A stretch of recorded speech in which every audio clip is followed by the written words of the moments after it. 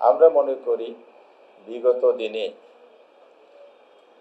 প্রায় 17 বছর নিজেদের ক্ষমতায় থাকা টিকিয়ে রাখার জন্য দেশের স্বাধীনতা অন্যের হাতে তুলে দেওয়ার সার্বভৌমত্ব বিকিয়ে দেওয়ার একটা ষড়যন্ত্র চলমান ছিল। জুলাই অভ্যুত্থানের মধ্য দিয়ে সেটার অবসান ঘটলেও আবার নতুন করে সেই ষড়যন্ত্র শুরু হয়েছে। আমরা আবার লক্ষ্য করছি ক্ষমতায় টিকে থাকার জন্য সেই অপচেষ্টা অতীতের মতোই অনেকগুলো বিষয় লক্ষণীয় আমাদের সামনে।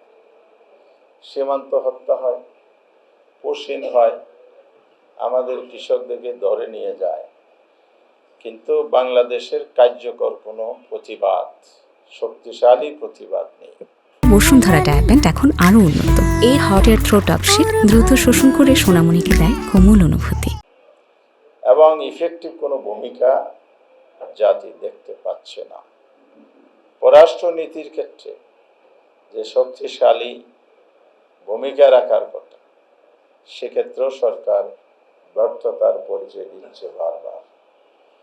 ফলে স্বাধীনতার হুমকির মুখে দেশের ভিতর উত্তেজনা তৈরিরও অপচেষ্টা চলছে। সীমান্তে আমরা শুনতে পাচ্ছি বিভিন্ন ধরনের প্রতিবেশী রাষ্ট্র কর্তৃক অস্ত্র মজুদের ঘটনা ঘটছে, কোথাও কোথাও ক্ষেপণাস্ত্র স্থাপনেরও ষড়যন্ত্র হচ্ছে বলে আমরা জানতে পারছি। এই প্রেক্ষাপটে আমাদের দেশের স্বাধীনতার সার্বভৌমত্ব, মানুষের জীবন, নাগরিক জীবনের স্বস্তি, শান্তি শৃঙ্খলা রক্ষার জন্য 11 দলীয় ঐক্য আজকে সরকারের কাছে দাবিও জানাচ্ছি। আমরা জনগণের পক্ষ থেকে গভীর উদ্বেগ প্রকাশ করছি।